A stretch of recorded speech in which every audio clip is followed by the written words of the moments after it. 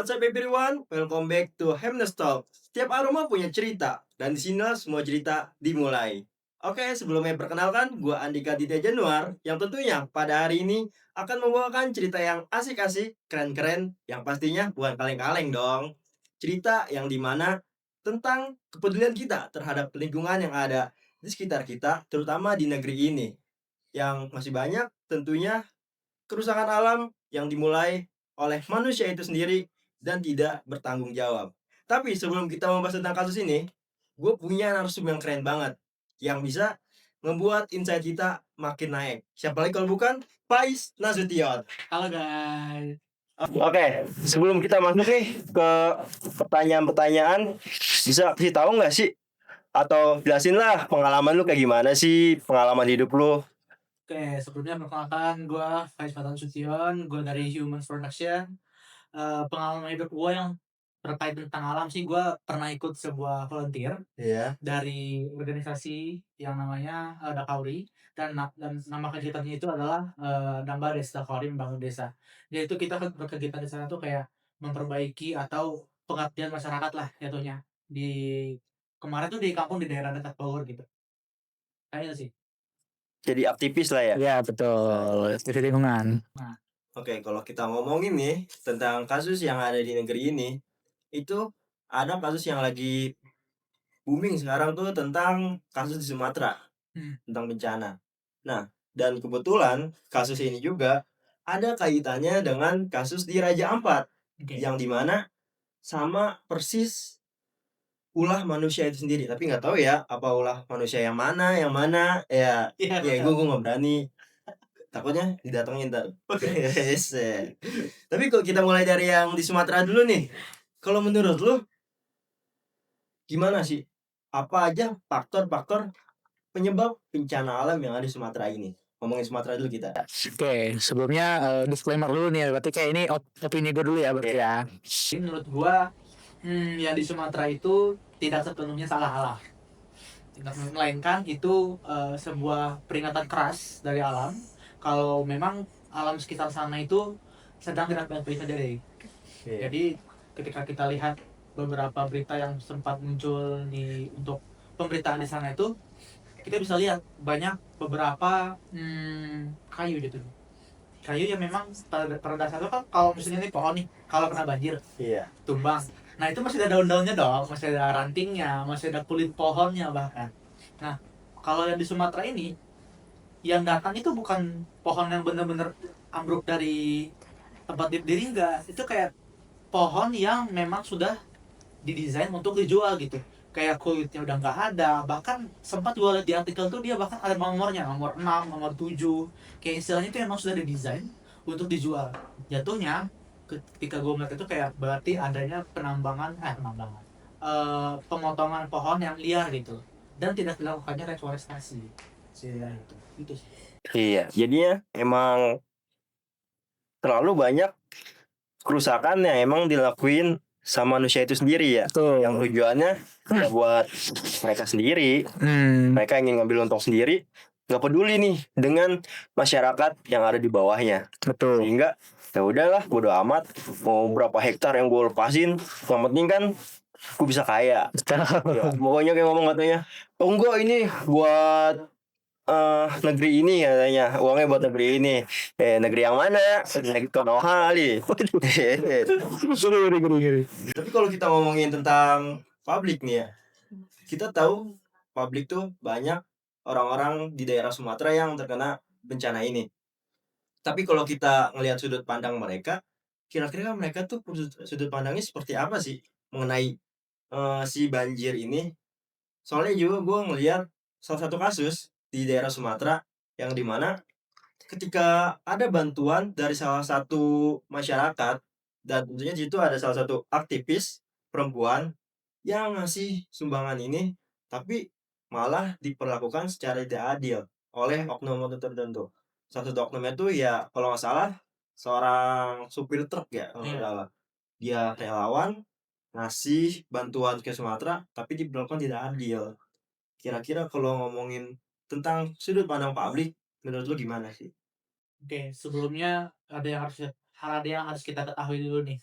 kalau untuk sudut pandang publik itu sebenarnya terbagi dua. Yang pertama itu sudut pandang publik yang memang istilahnya tidak terdampak langsung sama yang terdampak langsung.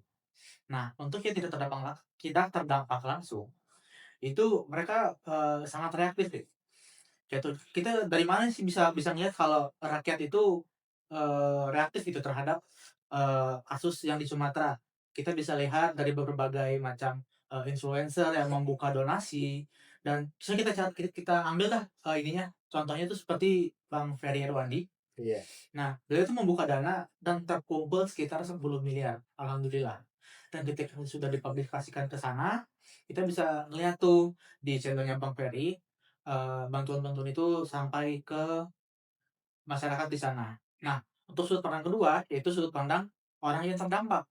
Nah, untuk orang-orang yang terdampak, sebenarnya itu eee, banyak yang istilahnya orang-orang yang tahu akan caranya berterima kasih nih. Kayak ketika sudah adanya volunteer ke sana, ada bantuan, mereka memberikan acungan jempol atau kayak terima kasih yang layak lah gitu, kayak membuat yang ngasih itu puas akan hasil kerjanya gitu. Nah, tapi ada juga orang-orang di sana yang memang tidak tahu terima kasih deh. Nah, Iya. contohnya dengan kasus yang tadi, ada seorang aktivis perempuan, aktivis sih, volunteer yang memang dia tuh dengan hatinya ini, dengan kebaikannya ini pengen ngebantu nih orang-orang Sumatera. Pas di sana malah diperlakukan, ada yang oknum yang memperlakukannya dengan tidak senonoh gitu. Dan menurut gua sih itu udah nggak ketolong lagi, apa ya, konstetnya gitu jatuhnya. Itu sih. Iya, jadi kita bisa simpulin emang situasi di Sumatera ini emang sudah simpang siur sekali ya. Iya. Soalnya emang udah kacau banget di sana tuh. Pembalakan liar, dan mereka pun bukannya mencegah, malah ya udah biarin aja. Sampai kalau dilihat dari pesawat nih, Sumatera tuh udah kayak batik banget. Pembentukannya tuh udah nggak ada Nyabur ya. hutan-hutannya. Sedangkan kalau kita ngelihat negara lain nih kayak di Cina, di India dan lainnya, itu banyak loh yang sampai mereka sampai menanam hutan buatan. Karena emang si peran hutan ini sangat penting. Kalau hutan nggak ada, ya mereka nggak bisa menyerap air. Kalau nggak ada ya udah, akhirnya banjir. Tapi kalau kita ngomongin tentang kasus ini, kalau menurut lu sendiri, layak nggak sih kasus ini disebut bencana nasional? Pasti layak dong kalau kita lihat dari skala kehancurannya aja deh gitu. Iya. Nah, kalau kita lihat dari skala kehancuran, tidak satu kota atau satu wilayah doang jatuhnya, malah kayak satu kabupaten lah jatuhnya, kayak semuanya terdampak gitu, dan semuanya sama-sama parah gitu jatuhnya. Dan sangat banyak mengambil korban jiwa, mau itu korban jiwa, korban harta, korban apapun itu kayak udah banyak banget gitu. Dan menurut gue itu udah cocok masuk ke dalam status bencana nasional. Iya, bencana nasional. Tapi kenapa nggak diangkat sampai sekarang? Aduh, kayaknya pemerintah kita malu nih, kayak ketahuan sama negara luar kalau bencana nasionalnya itu disebabkan oleh instansinya sendiri. Aduh. Tapi kalau ngomongin tentang pemerintah, pastinya mereka adalah satu orang yang punya kekuasaan tertinggi di negeri ini. Oke. Oke, betul kan? Betul. Tapi apa sih kita lihat sendiri salah satu kasus nggak sebut namanya, tapi salah satu menteri yang dia tuh bilang kalau di salah satu daerah itu sudah ada, atau kita ngomongin ini aja dah. Salah satu lampu di daerah Aceh Sumatera itu katanya udah hidup ke presiden kita, tapi faktanya nggak ada satupun lampu yang nyala di sana. Iya. Dia ngomong 95% lampu di daerah Aceh sudah sepenuhnya nyala. Di faktanya kan kita tahu sendiri nggak. Iya. Itu mereka tuh bertanggung jawab atau tidak, atau emang karena mereka punya kekuasaan ya mereka berlaku senonohnya tentang hal ini. Tapi kan kalau kita balik lagi ke awal, memang semua ini dampaknya dari ulah manusia itu sendiri. Betul. Sama halnya yang di Raja Ampat. Sekarang kita sudah masuk ke Raja Ampat. Kalau ngomongin soal Raja Ampat, itu masih banyak eh, hewan-hewan dan hutan-hutan yang masih dibudidayakan. Sehingga kalau Raja Ampat dibuat penambangan nikel, itu banyak aktivis dan masyarakat yang tidak setuju dengan hal ini. Betul. Nah, tapi kalau ngomongin tentang Raja Ampat, kira-kira pelajaran apa sih yang harusnya kita ambil dari Raja Ampat itu? Ya walaupun kasusnya udah lewat juga ya. Tapi kan bisa aja nih, dari kasus Raja Ampat dan Sumatera ini, siapa tahu mempunyai pelajaran yang sama untuk masyarakat juga, biar masyarakat lebih aware lagi tentang lingkungan kita. Betul. Gimana sih menurut Bang Faiz? Kalau dilihat nih, kalau misalnya kita orang yang waras lah jatuhnya ya. Iya. Nah, kita bisa ngelihat nih dari Raja Ampat sendiri, eee, kalau misalnya kita nggak mencegah itu, misalnya kita diam nih akan kehancurannya jatuhnya, kita nggak akan mendapatkan, eee, keindahan Raja Ampat lagi deh. Nah, seharusnya, pemerintah maupun warga kita sendiri, maupun warga Indonesia sudah dapat mempelajari hal itu, sehingga dapat mencegah bencana yang terjadi di Sumatera, tapi sayangnya tidak. Itu kayak, bukan maksud bilangnya pemerintah tidak bertanggung jawab atau enggak gitu, kayak mungkin, kesadaran dari mereka agak kurang untuk hal itu, gitu. Oke, kalau kita balik lagi nih ke publiknya, masyarakat itu sendiri sebenarnya masih kurang aware. Kesadaran mereka tuh kalau kita hitung ya, aduh masih 40% mungkin ada ya. Bisa 40%. Soalnya mereka tuh aware ketika bencana itu sendiri terjadi. Betul nggak? Betul. Sumatera kita lihat banyak penduduknya dan kerusakan juga banyak di sana. Tapi apakah ada yang peduli dengan kasus itu? Oh, tentu tidak. Mereka baru peduli ketika kayu-kayu turun, ketika hujan, banjir datang. Untung cuma kayu yang turun ya. Iya. Iya, kalau yang bahaya kan itu yang turun kan. Ya, boleh. Ini kalau ngelihat kasus di sana juga kan banyak media-media yang menyoroti kayak menteri-menteri yang turun atau DPR tuh yang turun pakai rompi segala macem sampai dihujat kan. Iya benar. El tunjuk. Mereka baru turun udah diperlakukan seperti itu karena emang masyarakat menilainya itu ya pencitraan. Betul. Tidak ada murni dari mereka. Mereka yang menjatuhkan, mereka sendiri yang menolong. Jadi istilahnya kita yang dipatahin kaki kita, kita yang kasih tongkat. Iya. Jadi ya Bantu diri sendiri gitu. mereka berasa oh kita pahlawannya. Ya tapi ya kita nggak bisa saling menyalahkan karena kita juga harus saling membangun untuk negeri ini.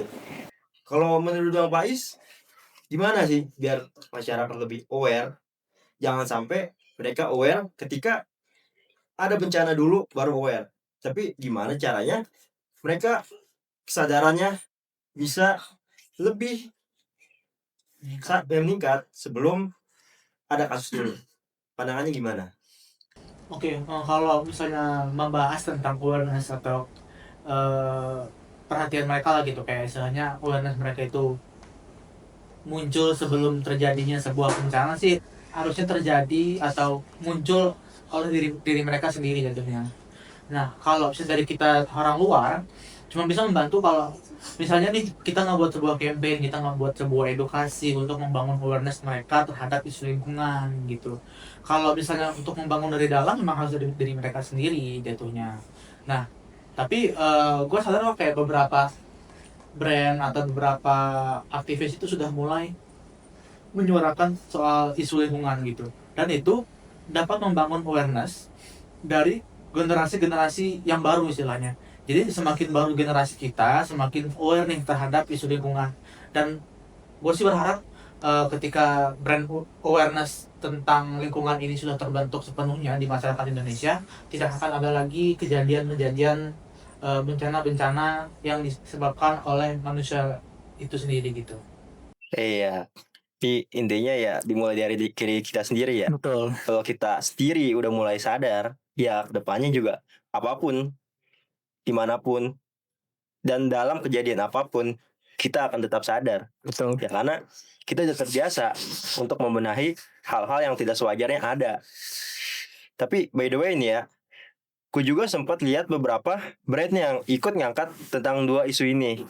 Nah, salah satunya itu Humans yang beberapa bulan lalu itu ikut campaign Save Raja Ampat ketika kasus Raja Ampat lagi naik-naiknya tuh. Iya. Nah, pas isu itu lagi ramai dan untuk bencana yang di Sumatera juga, baru-baru ini juga gue ngelihat Humans nyalurin donasi sebesar 493 juta rupiah buat bantu warga yang terdampak. Nah, Oke, menurut sudut pandang lo, kira-kira apakah langkah brand kayak gini bisa kasih dampak yang positif untuk lingkungan dan manusianya? Atau justru ada hal yang lebih penting? Atau ingin pencitraan kah? Atau apa? Ya kan gua nggak tahu ya. Ini kan kita biar bisa mensamaratakan perspektif masyarakat bahwa brand itu tujuannya untuk apa? Memberi donasi. Kalau menurut lu seperti apa?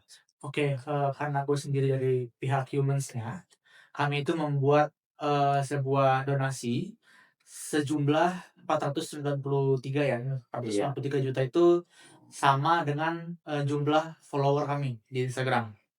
Jadi, kalau dibilang, pencitraan sih tidak, Oh tidak. itu termasuk ke dalam, strategi dan taktik kita, tentang brand kita sendiri, kayak istilahnya kita tuh kami ingin brand kami, Humans, itu, ikut berpartisipasi juga dalam, bencana di Sumatera gitu, sejumlah 493 juta tadi. Nah, kalau misalnya, keinginan kami sendiri sih dengan membangun atau menciptakan sebuah program seperti itu, kami berharap, teman-teman kita di Sumatera itu dapat terbantu dengan, donasi yang telah kita berikan gitu, dan kita dapat menginspirasi juga beberapa brand maupun orang, brand, sampai negara pun kayak istilahnya kalau ngeliat video kita tuh kami ingin, mereka tuh terinspirasi dan menjalankan hal yang sama gitu, seperti itu. Iya, jadinya emang kita pure murni untuk memberikan bantuan kepada mereka tuh ya bukan untuk apa-apa ya. Bukan untuk, oh iya, Humans memberikan bantuan kepada masyarakat tujuannya agar produk kita bisa laku. Oh enggak, kita Enggak. gitu. Soalnya kalau kita niatnya buruk, akhirnya juga bakal buruk. Iya. Iya, soalnya semua pekerjaan yang kita lakukan itu awalnya tergantung pada niat kita. Kalau niat kita baik, apapun yang kita lakukan tidak akan baik. Tapi kalau niat kita buruk, pasti akhirnya gak akan buruk. Jadi kalau kita ingin memulai sesuatu, intinya kita harus memulai dari diri kita sendiri. Diawali dengan niat baik, dan insya Allah pasti diakhiri dengan hal-hal yang positif untuk diri kita sendiri. Nah, segmen selanjutnya bisa kasih tahu nggak sih? Atau kita tarik aja benang merahnya, apa yang sebenarnya bisa dilakukan oleh anak muda untuk mendukung isu lingkungan jangka panjang dan juga respon cepat saat terjadi bencana? Oke, kalau dari gua sih, ini pesan untuk anak-anak muda ya gitu Iya. ya, itu lebih ke mulai dari diri sendiri sih. Kalau misalnya kita selalu mengkritik, misalnya mengkritik pemerintah atau orang-orang yang berkepentingan dalam hal ini, kayak, "Ah, kerjanya nggak becus, ini segala macam." Padahal kita sendiri masih membuang sampah yang tidak pada tempatnya gitu, kayak sama aja kita dengan mereka gitu loh. Jadi, gue ingin menyuarakan kayak mulai dari diri kita sendiri dulu aja, kalau misalnya kita benar-benar tidak mampu untuk mendonasikan misalnya. Jadi kayak, bangun awareness terhadap lingkungan dari kita sendiri, dan kalau misalnya kita mempunyai banyak, materi atau istilahnya, uang kita cukup lah gitu untuk Iya. berdonasi ya, tidak ada salahnya gitu untuk berdonasi kepada teman-teman kita yang di Sumatera gitu. Itu sih kalau untuk pesan untuk anak-anak muda. Iya, satu lagi nih pesannya. Boleh. Pesan dong buat pemerintah. Aduh, oke. Untuk pemerintah kita yang tersayang, Babe. oke, untuk pemerintah kita yang termasuk ke dalam, apalagi orang-orang yang bertanggung jawab atas isu lingkungan, Menteri Lingkungan, Siapa tuh? aduh, Mr. B.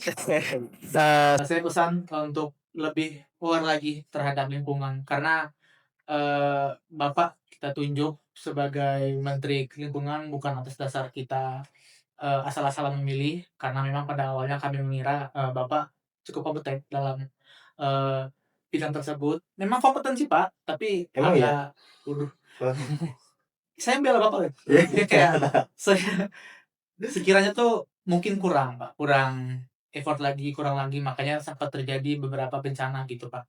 Nah, dari situ Bapak dapat, mengevaluasi diri lah, Pak, jatuhnya. Kalau sama usaha Bapak itu rupanya ternyata kurang gitu. Dan, sampai memakan banyak korban jiwa maupun harta jatuhnya kayak, ya berarti kerjaan Bapak tidak penuh lah effort-nya gitu, Pak. Jadi pesan untuk Bapak sih lebih effort lagi, Pak, dalam pekerjaan, Kami kalau misalnya Bapak kerjanya bagus, kami akan juga support Bapak. Kalau dari itu gitu sih. Iya. Intinya semua yang kita lakukan harus saling peduli antara masyarakat dan pemerintah. Apapun yang terjadi, kita harus tetap dalam satu frekuensi. Jangan sampai kita mementingkan diri kita sendiri. Ya, bukan Betul. itu, guys. Betul. Oke. Oke, baik teman-teman. Thank you banget nih udah ngeliatin talk show kita pada hari ini. Mudah-mudahan semua yang kita sampaikan pada kesempatan kali ini bisa menjadi insight dan pembelajaran untuk teman-teman yang menonton Humans Talks ini. Sampai ketemu lagi di episode berikutnya. Stay real, stay confident, stay you. Sekian, terima kasih. Bye-bye. Dadah.